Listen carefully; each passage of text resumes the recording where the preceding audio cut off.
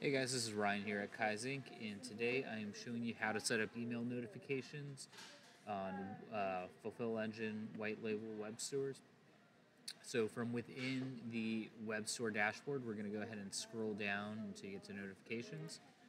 Go ahead and click there, and you can see up here order notifications. This is going to notify whoever is on this list that a new order has been placed.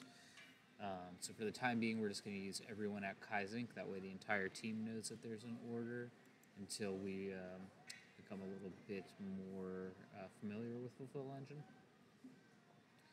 And another email address that you may want to add is a customer contact email address. There's been multiple cases where we do have management for a certain client that does like to be notified whenever a store order is placed. So that's where you would add that email address as well. That's it. Thanks for watching.